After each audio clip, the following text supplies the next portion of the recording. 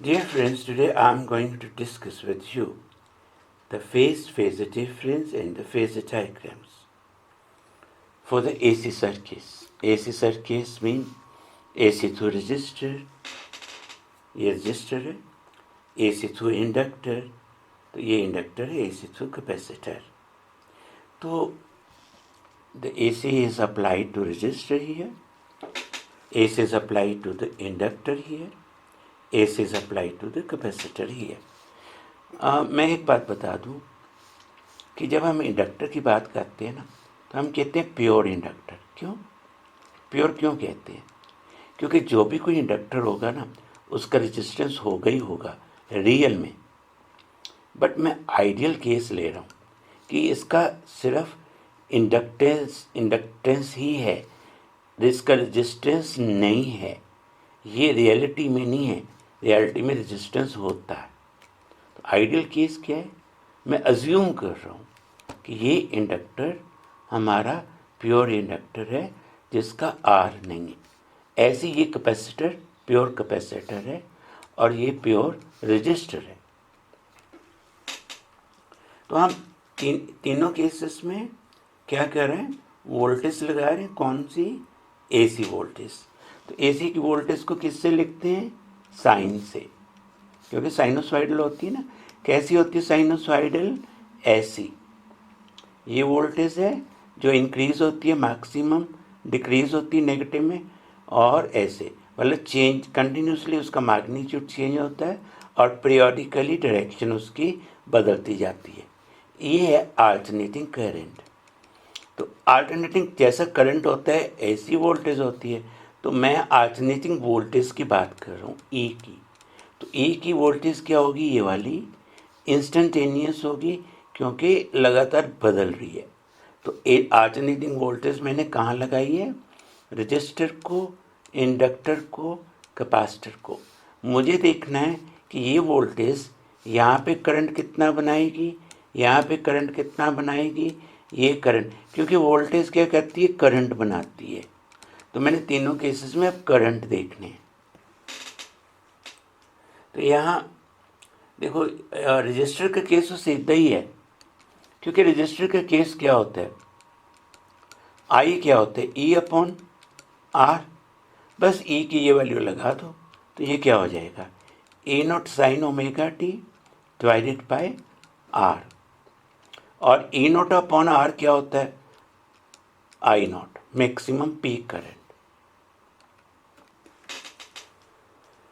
So I naught होता है E naught upon are. तो ये करंट की इक्वेशन बन गई. रजिस्टर का केस तो सीधा सीधा. तो इंडक्टर का केस ये आप कहोगे कि ये फॉर्मूला कहाँ से आया? घबराओ नहीं, मैं ना एक और वीडियो बनाने जा रहा हूँ जिसमें ये मैं फॉर्मूला ड्राइव करूँगा. अभी आप ये मान के चलो कि आपको पता है कि ये वोल्टेज जो करंट बनाती है ना, उसकी इक्वेशन ये होती है. ठीक है, मेरी नेक्स्ट वीडियो देख लेना, उसमें मैंने इसको ड्राइव कर रखा है. तो ये होगा आई नॉट. ऐसी कैपेसिटर के केस में भी मैं इक्वेशन ले लेता हूँ सीधी. ये सीधा रिजल्ट ले रहा हूँ मैं. अब देखो, रजिस्टर का केस तो सीधा ही था, और इसमें तीनों केसेस में पहले मैं वोल्टेज ड्रॉ कर लेता हूँ. तो वोल्टेज कौन सी है? साइनोसॉइडल.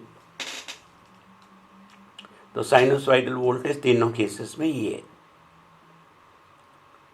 अब तीनों केसेस में मैं क्या करूँगा? करंट को ड्रॉ करूँगा. देखो, पहले आते हैं यहाँ पे. ये तो जैसा यहाँ साइन है, यहाँ साइन है, तो जैसे जैसे वोल्टेज जाएगी वैसे वैसे करंट जाएगा, पर थोड़ा फ़र्क से. क्योंकि आई नोट क्या है? ई नोट अपॉन आर. मतलब आई नोट की वैल्यू ई नोट से कम रहेगी. पीक वैल्यू कितना कम रहेगी वो आर बताएगा. तो ऐसे मैंने यहाँ पे ई की पीक वैल्यू ज़्यादा दिखाई है, आई की कम दिखाई है. क्यों कम दिखाई है? क्योंकि आई नोट क्या है? ई नोट अपॉन आर है. ठीक है, बट शक्ल जैसी ई की शक्ल होगी वैसी आई की शक्ल होगी. क्यों? दोनों का देखो, ये वाला omega T sign omega T दोनों सेम है, सिर्फ पीक वैल्यू में फ़र्क है. तभी हम कहेंगे जब शक्ल सेम होती है ना, हम कहते हैं फेस दोनों का सेम है, सेम फेस है इनका, फेस में फ़र्क नहीं है. मैथमेटिकली फेज का मतलब होता है साइन इस एंगल से, इस फंक्शन से। यदि फंक्शन सेम होंगे हम कहेंगे फेज सेम है। तो ये सेम फेज है, सिर्फ पीक वैल्यू का फर्क है। अब हम आते हैं कहाँ पे, कॉइल के केस में। अब देखो कॉइल का केस क्या है। आज कितने बजे कर दोगे महाराज? तू जो मर्जी चाह कुलदीप, तुहानू कोई रोक है? ਅਸੀਂ ਤਾਂ ਉਹ ਵਾਲੀ ਅਬ ਜ਼ਿੱਲੇ ਲਾਹੀ ਆਪਕੇ ਦਰਬਾਰ में। ਭਾਵੇਂ ਤੂੰ ਹੁਣ ਭੱਜ ਜਾ। ਨਹੀਂ ਸਾਰੇ ਗਰੀਬ ਕਹਿੰਦੇ ਗੁਰੂ ਹਰਗੋਬਿੰਦ ਸਾਹਿਬ 52 ਰਾਜੇ ਛਡਾ ਲਿਆਈ। ਚਲੋ ਤਾਂ ਗੁਰੂ ਸਾਹਿਬ ਨੇ, ਤੁਸੀਂ ਸਾਡੇ ਇਸ ਵੇਲੇ ਅਫਸਰ ਹੋ, ਤੁਸੀਂ ਜਦੋਂ ਹੁਕਮ ਕਰਨਾ ਸਾਰਿਆਂ ਨੇ ਛੁੱਟ ਜਾਣਾ। ਲੰਘ ਜਾ। ਅੱਜ ਏਸੀ ਬੰਦ ਕਰਿਆ ਮੈਂ ਯਾਰ ਥੋੜਾ ਜਿਹਾ ਰਿਕਾਰਡਿੰਗ ਕਰ ਰਿਹਾ, ਮੈਨੂੰ ਲੱਗਿਆ ਲੰਘ ਜਾ। ਅੱਜ ਬੰਦ ਦੇਖਿਆ ਨਾ ਮੈਂ, ਸਰ ਰਿਕਾਰਡਿੰਗ ਕਰਦੇ। ਲੰਘ ਜਾ ਲੰਘ ਜਾ।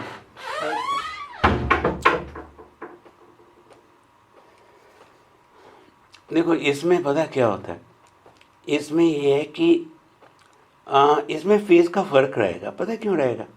यहाँ पे साइन फंक्शन है और यहाँ पे कॉस फंक्शन है। जब फंक्शन अलग अलग हो गए ना तो मतलब कि इनका फेज अलग अलग हो गया। अब फेज तो अलग अलग हो गया तो ग्राफ बनाना तो देखो सौखा ही है। कॉस का ग्राफ, साइन का ग्राफ आपको पता है। साइन और कॉस एक दूसरे से उल्टा चलते हैं। जब साइन मैक्सिमम होता है कॉस तब मिनिमम होता है। पर इसके साथ ना एक नेगेटिव साइन यहाँ लगा हुआ। तो साइन जब जीरो होगा ना तो कॉस मैक्सिमम होगा बट नेगेटिव साइन है तो मैक्सिमम मैंने नेगेटिव से शुरू किया। तो ये वाला साइन जब मैक्सिमम होगा तो कॉस कितना होगा? जीरो। तो जब साइन जीरो होगा तब कॉस क्या होगा? मैक्सिमम।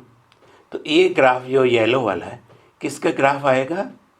ये ग्राफ आएगा करंट का। क्यों? माइनस कॉस ओमेगा टी का ये वाला ग्राफ है। ठीक है, तो साइन का ग्राफ कौन सा? ये वाला। तो दोनों में क्या फ़र्क है? दोनों में फ़र्क सिर्फ फेज का है, क्योंकि एक में साइन फंक्शन है, एक में कॉस फंक्शन है।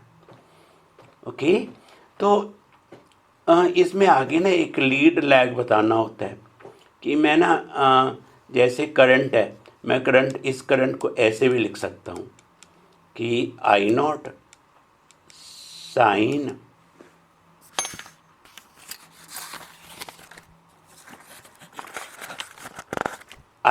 Sign omega T minus pi by 2,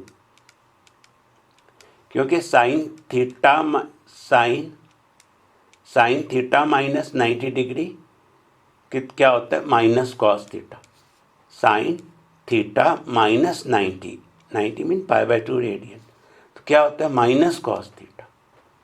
okay, तो क्या हुआ कि अब देखो ये इक्वेशन ना आप इस इक्वेशन से बिल्कुल कंपेयर कर सकते हो। यहाँ भी साइन फंक्शन है, यहाँ भी साइन फंक्शन है वोल्टेज में, पर यहाँ पे एंगल ओमेगा टी है वोल्टेज में। यहाँ पे एंगल क्या है? Omega T minus pi by 2।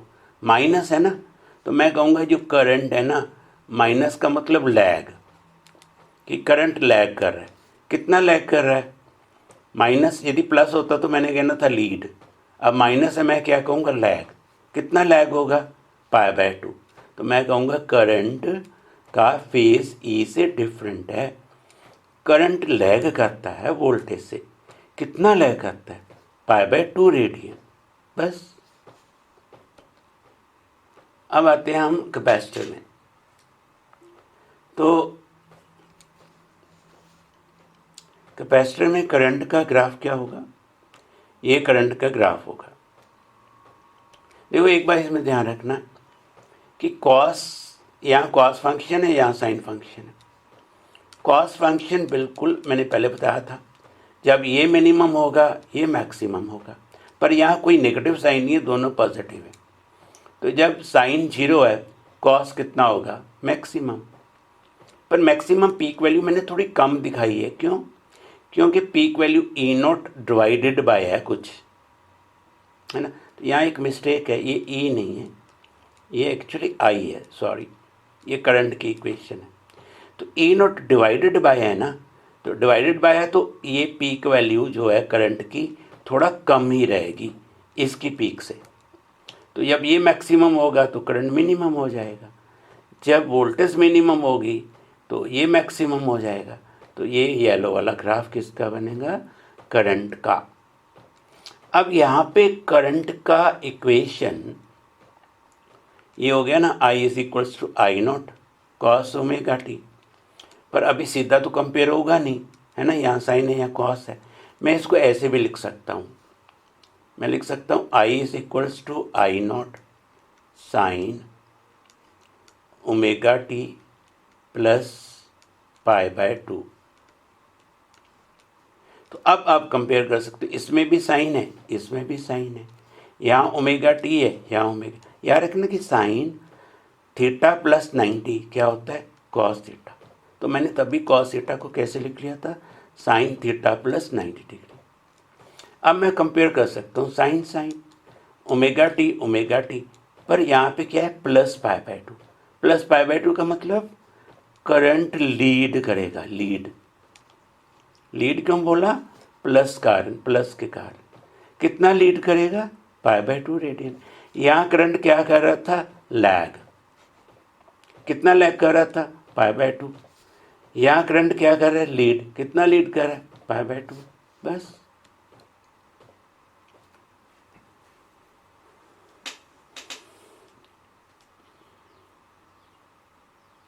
तो यहाँ पे वोल्टेज और करंट एक कोई फेज में।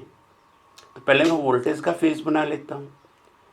तो रजिस्टर में वोल्टेज करंट एक कोई फेज में आते हैं, शक्ल बिल्कुल सेम है ना, शक्ल कोई तो फेज कहते हैं ना। यहाँ इंडक्टर में फेज अलग अलग होंगी। अब मैंने बताया करंट क्या होगा? लैग। तो लैग होगा ना, देखो लैग होगा तो मैंने करंट को नीचे दिखाया और मैंने एरो ना ऐसे डाला कि वोल्टेज आगे चल रही है। ऐसा एरो डालना मतलब वोल्टेज आगे चल रही है करंट से। कितना आगे चल रही है? पाई बाय 2। तो यहाँ पे क्या होगा? यहाँ पे देखो, यहाँ पे करंट आगे चल रहा है किससे? वोल्टेज से। कितना आगे चल रहा है? पाई बाय 2। यहाँ इंडक्टर में करंट पीछे था वोल्टेज से। कितना पीछे था? पाई बाय 2। या आप कह सकते हो वोल्टेज आगे थी करंट से। कितना आगे थी? पाई बाय 2। यहाँ पे करंट आगे हो गया वोल्टेज से। कितना आगे हो गया? पाई बाय 2। ठीक है। तो इंडक्टर और कैपेसिटर, देखो इन दोनों में बिल्कुल ज़मीन आसमान का फ़र्क हो गया है। तो दोनों पाई बाय 2 का फेज़ का फ़र्क देते हैं। मैं कहूँगा फेज़ डिफरेंस यहाँ कितना है? पाई बाय 2। यहाँ कितना है? पाई बाय 2। पर यहाँ करंट लैग बिहाइंड होता है वोल्टेज के, यहाँ पे करंट लीडिंग होता है वोल्टेज के। बस। तो ये चक्कर होता है फेज़ का। फेज़ का मतलब कि ट्रिग्नोमेट्रिकल फंक्शंस में फ़र्क है कि नहीं है। यदि फ़र्क है तो फेज़ का फ़र्क होगा, यदि नहीं है जैसे यहाँ पे तो फेज़ का फ़र्क नहीं होगा। बस। Okay. Now I am going to discuss with you dear friends the AC through inductor, I mean coil। तो हम क्या कर रहे हैं कि साइनोसॉइडल वोल्टेज जो है ना, ये किसको देंगे? इंडक्टर को। तो फाइंड क्या करेंगे कि इंडक्टर में जो करंट बनेगा ना वो कैसा होगा और कितना होगा। और कुछ बातें ध्यान रखनी है कि कॉइल की एक प्रॉपर्टी होती है, यदि आप इसमें ये वोल्टेज लगा रहे हो ना, AC वोल्टेज, तो AC वोल्टेज से जो करंट इसमें से गुजरेगा वो करंट क्या होगा? चेंज होता रहेगा ना, क्योंकि वोल्टेज चेंज हो रही है तो करंट भी चेंज होता रहेगा। अब करंट क्या बनाता है? करंट बनाता है मैग्नेटिक फील्ड। तो जो मैग्नेटिक फील्ड होएगी जब वो लिंक होएगी कॉइल के साथ, उसे हम क्या बोलते हैं? Magnetic flux. अब जब करंट चेंज होगा तो मैग्नेटिक फ्लक्स चेंज होगा, फाई, है ना। जब मैग्नेटिक फ्लक्स चेंज होगा तो इसमें कॉइल के क्रॉस क्या बनेगा? Induce EMF। तो इंड्यूस EMF कॉइल के क्रॉस कितना बनता है? L/di/dt। क्यों बनता है? क्योंकि करंट चेंज होता है। करंट के चेंज होने से क्या होता है?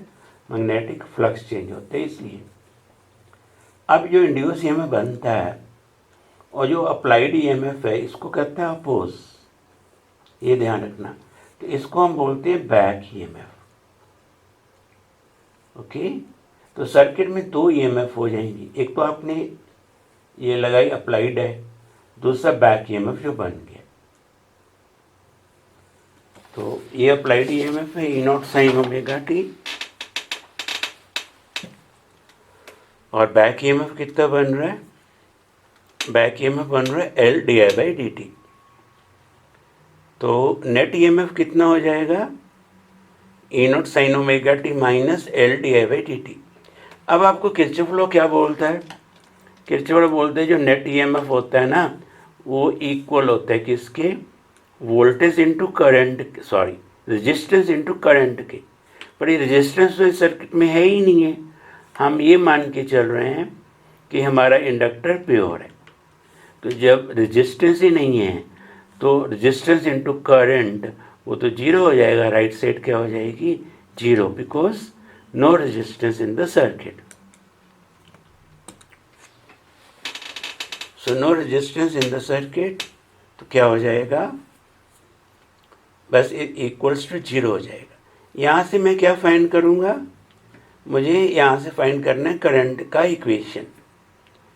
तो मैं इसको सिंप्लीफाई करूँगा और यहाँ से पहले मैं डी आई की वैल्यू फाइंड करूँगा और डी आई से आई बनाने के लिए क्या करूँगा, इंटीग्रेट। ठीक है, डी आई को इंटीग्रेट कर दिया तो आई बन जाएगा। अब आपको ये पता होना चाहिए कि sign omega T D T का इंटीग्रेशन क्या होता है। साइन का इंटीग्रेशन हमेशा माइनस कॉस होता है, तो टी के साथ जो भी कुछ है वो डिनोमिनेटर में आ जाता है। ठीक है, ये देखो, तो साइन ओमेगा टी का इंटीग्रेशन क्या होगा, minus cos omega T upon omega. तो ये हमारा इक्वेशन करंट का बन गया। अब मैं इसमें ये बात बता दूं कि लेफ्ट हैंड साइड में क्या है, करंट। तो कॉस का तो कोई डायमेंशन होता नहीं, तो ये भी क्या होगा, करंट ही होगा। तो ये क्या है, वोल्टेज। तो वोल्टेज किससे डिवाइड हो तो करंट बनता है रेजिस्टेंस से। तो एल ओमेगा क्या होगा, रेजिस्टेंस। पर रेजिस्टेंस कहना गलत है, हमें कहना, हम पता क्या कहते हैं, रेजिस्टेंस नहीं कहते इसे कहते हैं रिएक्टेंस। और रिएक्टेंस भी नहीं कहते, सिर्फ कॉइल को कहते हैं इंडक्टिव रिएक्टेंस। इंडक्टिव का मतलब कॉइल की रिएक्टेंस। तो एल ओमेगा क्या होगा, ओपोजिशन, मतलब जैसा रेजिस्टेंस होता है ना, जैसे ये अपोज करता है ऐसे एल ओमेगा भी अपोज करेगा, तो इसको कहेंगे रिएक्टेंस। तो नाल में क्या आएगा, इंडक्टिव रिएक्टेंस। तो एल ओमेगा क्या है, इंडक्टिव रिएक्टेंस। ठीक है,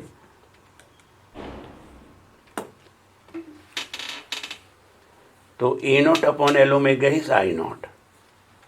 तो इक्वेशन क्या बन जाएगी, I naught minus cos omega T. तो देखो अब आपको ग्राफ बनाने होंगे, तो ग्राफ बनाने के लिए ये याद रख।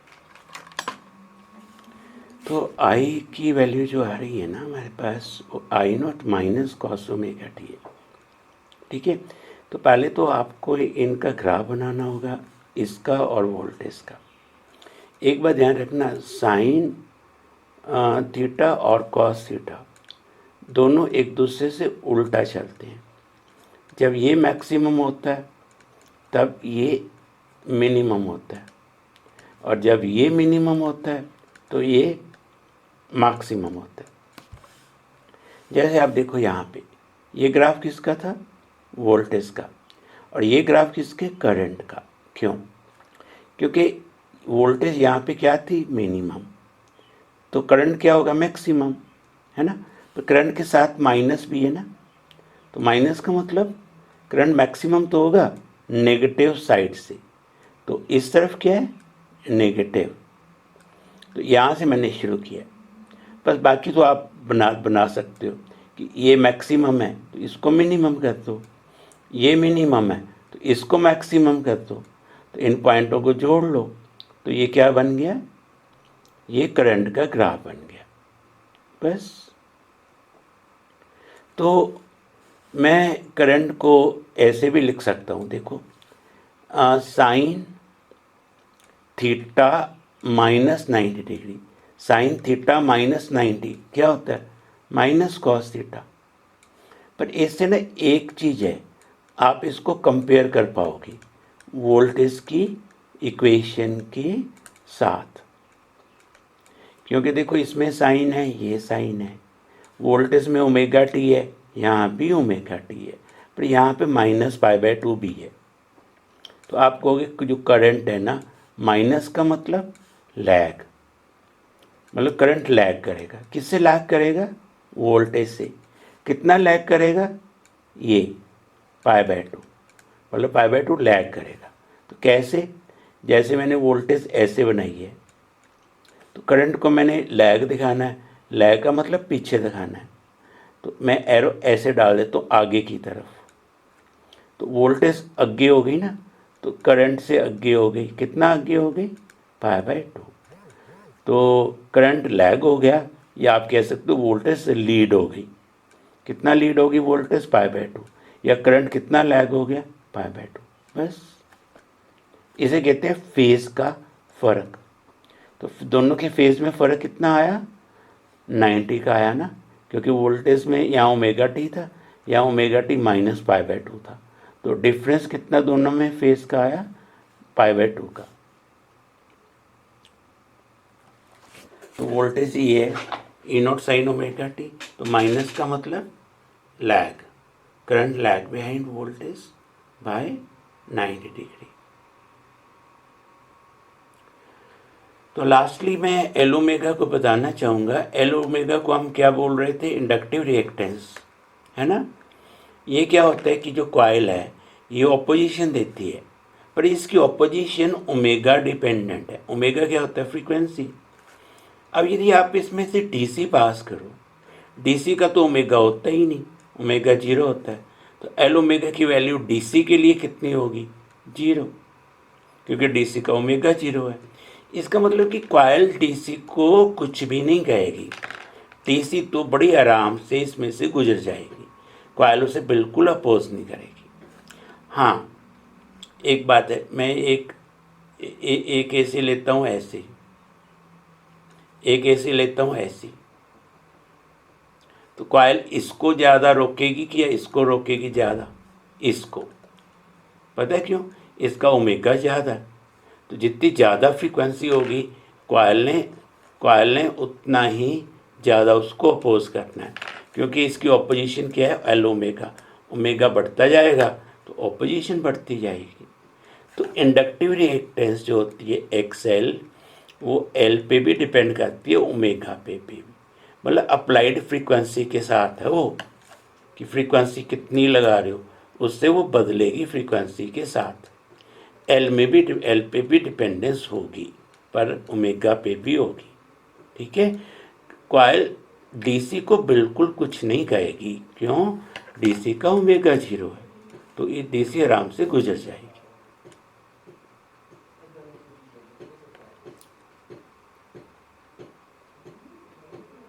और डीसी ओमेगा 0, एक्सएल 0, बस काम खत्म।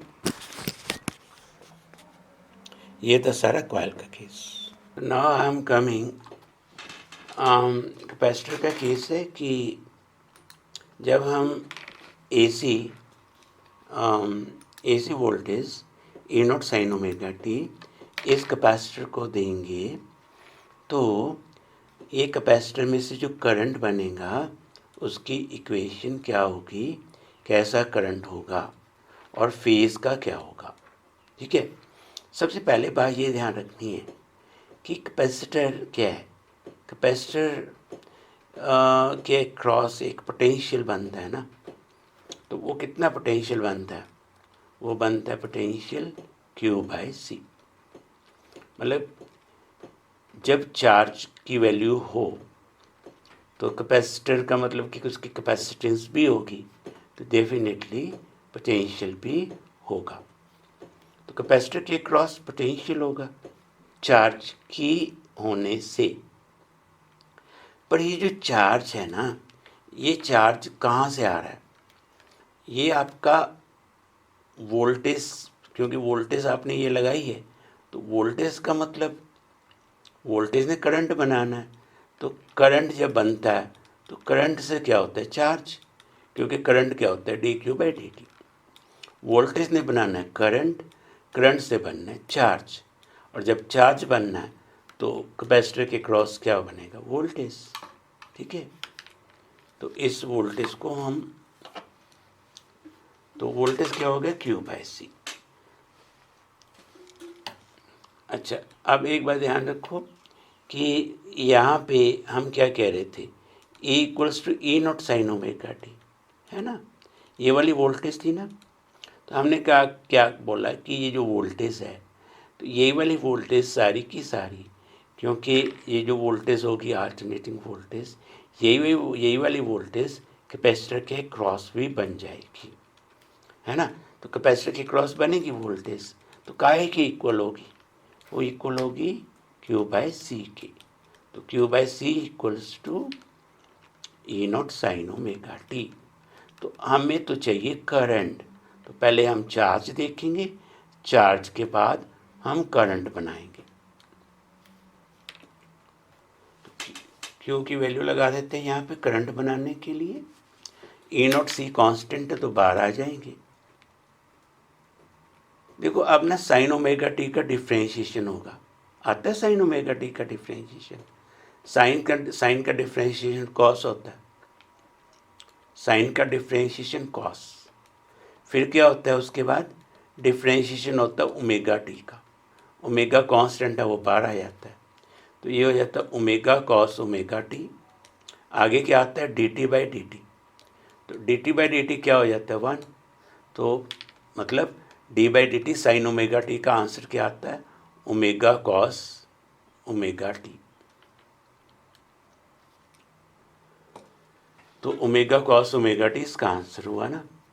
तो मैंने क्या किया, ये जो था ना सी ओमेगा, इसको ऐसे लिख लिया 1/c ओमेगा, एक की बात है, क्योंकि सी ओमेगा न्यूमरेटर में चला जाएगा।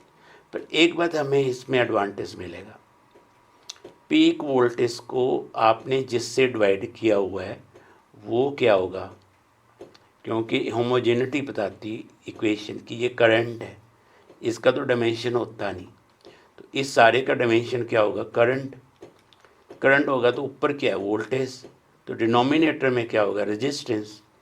और ये रेजिस्टेंस किसका है, ये रेजिस्टेंस आपके कैपेसिटर का है। तो इसको रेजिस्टेंस नहीं कहते, इसको कहते रिएक्टेंस।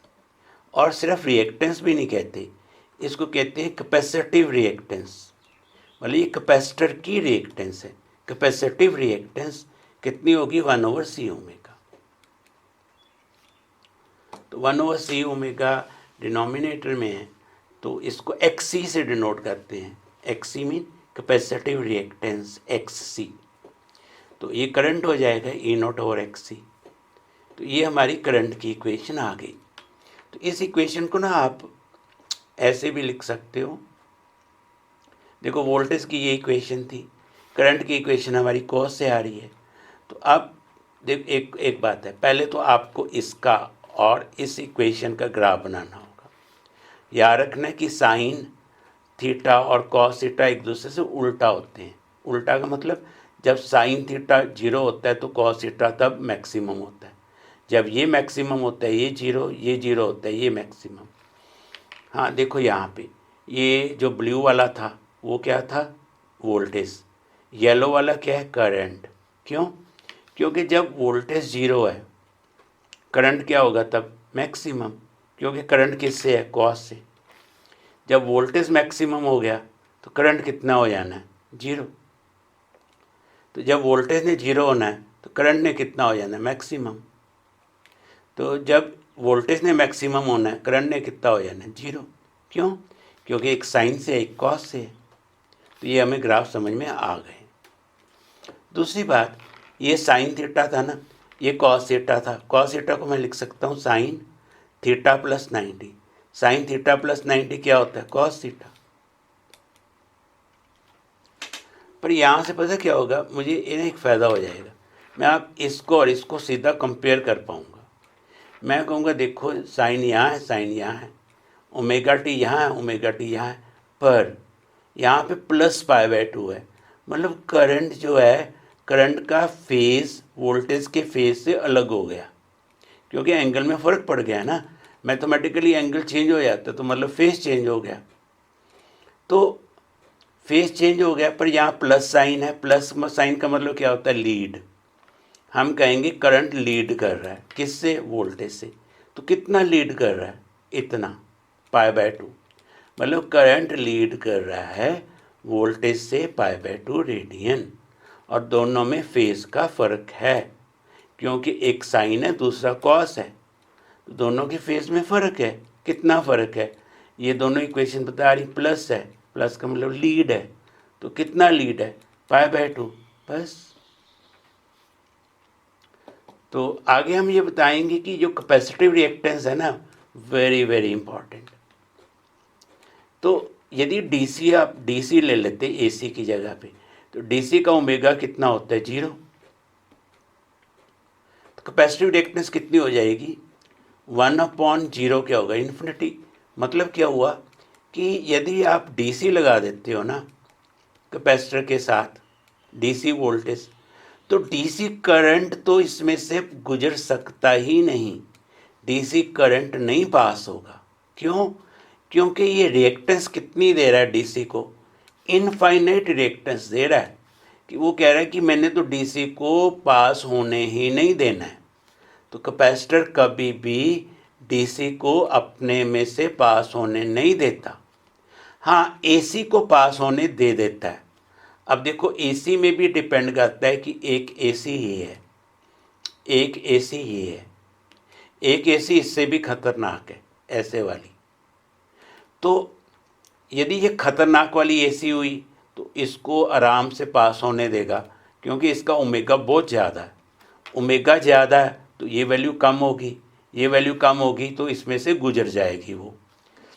इसका ओमेगा कम है, ओमेगा कम है तो ये एक्सी ज़्यादा होगा, मतलब थोड़ा उसको इसको अपोज करेगा। तो इसका ओमेगा और भी कम है, तो और ओमेगा कम होगा तो ये और ज़्यादा होगा, मतलब ये कैपेसिटर इसको और ज़्यादा रिएक्टेंस देगा। मतलब जितनी हाई फ्रीक्वेंसी होगी तो कैपेसिटर उसको गुजरने देगा, जितनी फ्रीक्वेंसी आप कम करते जाओगे उसका इसमें से गुजरना मुश्किल होता जाएगा। और यदि आपके पास डीसी आ गई तो बस काम ख़त्म, डीसी तो गुजर ही नहीं सकती। तो कैपेसिटर डीसी को रोक देता है बिल्कुल। तो ये 2-3 एसी है, आप बताइएगा इनमें से रिएक्टेंस किसकी ज़्यादा होगी, किसकी कम होगी। Thank you very much.